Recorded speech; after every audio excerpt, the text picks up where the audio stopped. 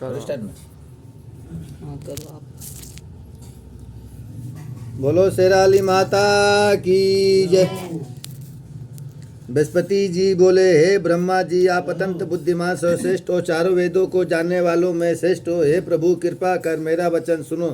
चैत आश्विन मास और आषाढ़ मास के शुक्ल पक्ष में नवरात्र का व्रत और उत्सव क्यों किया जाता है? हे भगवान, इस व्रत का फल क्या है और किस प्रकार करना उचित है?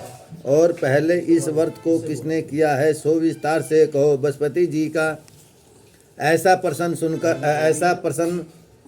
सुनकर ब्रह्मा जी कहने लगे कि हे बृहस्पति, प्राणियों का हित करने की इच्छा से तुमने बहुत ही अच्छा प्रश्न किया। जो मनुष्य मनोहत पूर्ण करने वाली दुर्गा महादेवी सूर्य नारायण का ध्यान करते हैं, वह मनुष्य धन है। ये नवरात्र व्रत संपूर्ण कामनाओं को पूर्ण करने वाला है।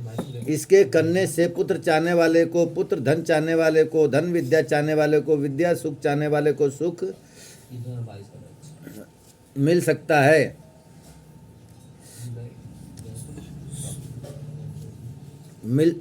सुख मिल सकता है। इस व्रत को करने से रोगी मनुष्य का रोग दूर हो जाता है और कारागार में पड़ा हुआ मनुष्य बंधन से छूट जाता है। मनुष्य की तमाम आपत्तियां दूर हो जाती हैं और उसके घर में संपूर्ण संपत्तियां को पतित हो जाती हैं। बांध्या और काक बांध्या के इस व्रत के करने से पुत्र हो जाता है।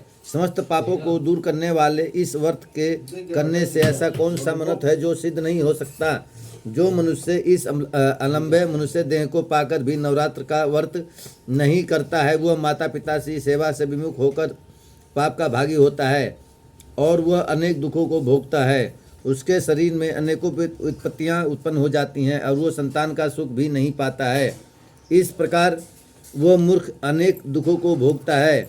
इस व्रत को ना करने वाला मूर्ख मनुष्य धन और धान्य से रहित और भूख और प्यास के मारे पृथ्वी पर घूमता और गूंगा हो जाता है। जो सुहागिन स्त्री भूल से इस व्रत को नहीं करती है, वो पति से विभिन्न होकर नाना प्रकार के दुखों को भोगती है। यदि व्रत करने वाला मनुष्य 7 दिन का उपवास ना कर सके तो एक समय भोजन करें और उन दिन बांधों सहित नवरात्र व्रत की कथा स्मरण करे। हे बृहस्पति, जिसने पहले इस महाव्रत को किया उसका पवित्र इतिहास मैं तुम्हें सुनाता हूँ, तुम सावधान होकर सुनो। इस प्रकार ब्रह्मा जी के वचन सुनकर बृहस्पति जी बोले, हे ब्रह्मा जी, मनुष्य के कल्याण करने वाले इस व्रत के इतिहास को मेरे लिए कहो। मैं सावधान होकर सुन रहा हूँ।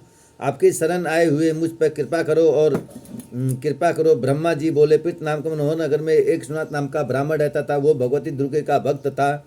उसके संपूर्ण सद्गुणों से युक्त मानो ब्रह्मा की सबसे पहली रचना हो, ऐसे तात नाम सुनती नाम के कतन सुंदर कन्या पैदा हुई।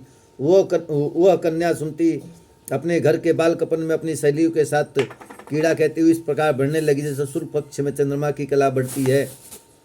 उसका पिता प्रतिदिन दुर्गा जी की पूजा और होम किया करता था। उस समय वो भी नियम से वहाँ उपस्थित होती थी।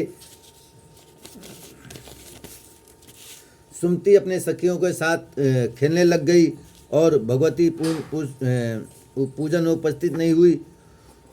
उसके पिता को पुत्री की ऐसा सावधानी देकर क्रोध आया और पुत्री से कहने लगा कि आज प्रभात में तुमने भगवती का पूजन नहीं किया, इस कारण मैं किसी कुष्ठ और दंड मिश्र के साथ तेरा विवाह करूँगा। इस प्रकार पिता के वचन सुनकर सुनती को बड़ा दुख हुआ और कहने लगी कि हे पिताश्री, मैं आपकी कन्या, मैं आपके सब तरह से आपके अधीन हूँ। जैसी आपकी इच्छा हो वैसा ही करूँ। रोगी कुष्ठ अथवा किसी के साथ जैसी तुम्हारी इच्छा में विवाह कर सकते हो। होगा वही जो भाग्य में लिखा है। मेरा तो उस पर संपूर्ण विश्वास है। बोलो शेराली माता की जय। दुर्गा माता की जय। दुर्गा माता तेरी सदा ही जय। मनुष्य ना जानने कितने मतों को चिंतन करता है, पर होता है जो भाग्य में विधाता ने लिखा है। जो जैसा करता है उसका फल भी उसके अनुसार मिलता है, क्योंकि कम करना मनुष्य का अधीन है पर फल देव का अधीन है। जैसे अगिन में पड़े हुए तृणाने उसको अधिक प्रतिष्ठित कर देते हैं, उसी तरह अपनी कन्या कैसे ने बता से कहे हुए वचन सुनकर वो ब्राह्मण को और अधिक क्रोध आया।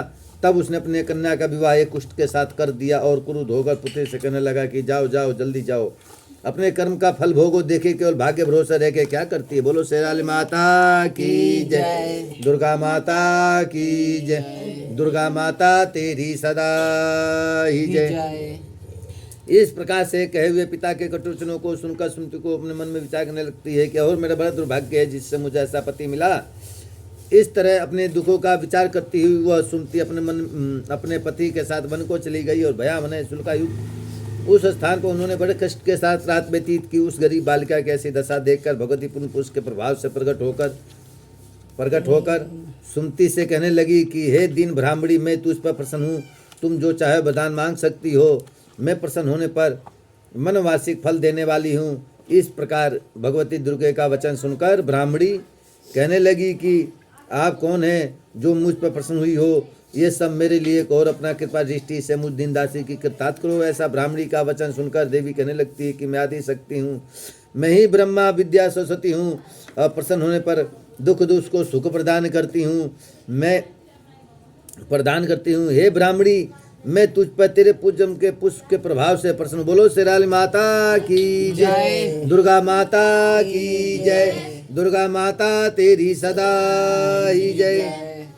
मैं तुम्हारे पूजन का वृतांत सुनाती हूँ, सुनो। तू पूजन में निषाद भील की स्त्री थी और अति प्रतिव्रता थी। एक दिन तेरे पति निषाद ने चोरी की। चोरी करने के कारण तुम दोनों को सिपाहियों ने पकड़ लिया और ले जाकर जेल खाने में कैद कर दिया। उन लोगों ने तेरे पति को भोजन भी नहीं दिया। इस प्रकार नवरात्र के दिनों में तुमने तो ना ही कुछ खाया ना ही जल ही पिया। इस प्रकार 9 दिन तक नवरात्र का व्रत हो गया। हे ब्राह्मणी, उन दिनों में जो व्रत हुआ उस व्रत के प्रभाव से प्रसन्न होकर तुम्हें मनवार्षिक वर दे रही हूँ, तुम्हारी इच्छा हो सो मांगो। इस प्रकार दुर्गा जी के कहे हुए वचन सुनकर ब्राह्मणी बोली कि अगर आप मुझ पर प्रसन्न हैं तो हे दुर्गे, मैं आपको प्रणाम करती हूँ। बोलो शेराल माता की जय, दुर्गा माता की जय, दुर्गा माता तेरी सदा ही जय। प्रणाम करती हूँ, कृपा करके मेरे पति को कोर्ट से दूर करो। देवी कहने लगती है कि उन दिनों में जो तुमने व्रत किया था उस व्रत के एक दिन का पुष्प पति को कोर्ट दूर करने के लिए वर्ण करो। मेरे प्रभाव से तेरा पति कोर्ट से रहित और सोने के समान शरीर वाला हो जाएगा। ब्रह्मा जी बोले। इस प्रकार देवी का वचन सुनकर वो ब्राह्मणी बहुत प्रसन्न हुई और वह पति को निरोग करने की इच्छा से ठीक है ऐसे बोली। तब तक उसके पति का शरीर भगवती दुर्गे की कृपा से कुष्ठहीन होकर अति कांति युक्त हो गया, जिसकी कांति के सामने चंद्रमा की कांति भी क्षीण हो जाती है। वो ब्राह्मणी पति की मनोहर देह को देखकर देवी को अति पराक्रमी वाली समझकर स्तुति करने लगती है कि हे दुर्गे, आप दुर्गत को दूर करने वाली, तीनों जगत को संपात करने वाली, समस्त दुखों को दूर करने वाली, अरोगी मनुष्य को निरोग करने वाली, प्रसन्न होने पर मनवासिक वस्तु देने वाली, तुम ही दुष्ट मनुष्य को नाश करने वाली हो।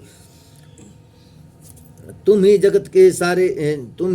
सारे जगत के माता और पिता हो। हे अम्बे, मुझ अपराध सहित अम्बला को मेरे पिता ने कुष्ठ रोगी के साथ विवाह कर मुझे घर से निकाल दिया। उसकी निकाली हुई पृथ्वी पर घूमने लगी। आपने ही मुझे ईसापति रूपी समुद्र से उद्धार दिया। हे देवी, मैं आपको प्रणाम करती हूँ। बोलो शेराल माता की जय, दुर्गा माता की जय, दुर्गा माता तेरी सदा ही जय। मुझ दिन की रक्षा करो। ब्रह्मा जी बोले कि हे बृहस्पति। इस प्रकार उस सुमति ने मन से देवी की बहुत स्तुति की। उसकी की हुई स्तुति सुनकर देवी को बहुत संतोष हुआ और ब्राह्मणी से कहने लगी कि हे ब्राह्मणी, तेरे उदाले नाम का अति बुद्धिमान, धन्यवान, कीर्तिमान जितेंद्र पुत्र सिद्ध ही होगा। ऐसा कहकर वो देवी उस ब्राह्मणी से कहने लगी कि हे ब्राह्मणी, और भी कुछ तेरी इच्छा हो वही मनवासी वस्तु मांग सकती है। ऐसा भगवती दुर्गे का वचन सुनकर सुमति बोली कि हे भगवती दुर्गे, अगर आप मेरे पर प्रसन्न है तो कृपा कर मुझे नवरात्र विधि बताइए। हे दयावती, जिस विधि से नवरात्र व्रत करने से आप प्रसन्न होती हैं उस विधि और उसके फल को मेरे लिए विस्तार से वर्णन करे। इस प्रकार ब्राह्मणी के वचन सुनकर दुर्गा कहने लगी कि हे ब्राह्मणी, मैं तुम्हारे लिए संपूर्ण पापों को दूर करने वाली नवरात्र व्रत और विधि को बतलाते हूँ, जिसको सुनने से तमाम पापों को छूटकर मोक्ष की प्राप्ति होती है। आश्विन मास के शुक्ल पक्ष की प्रतिव्रता से लेकर 9 दिन तक विधि पूर्वक व्रत करें।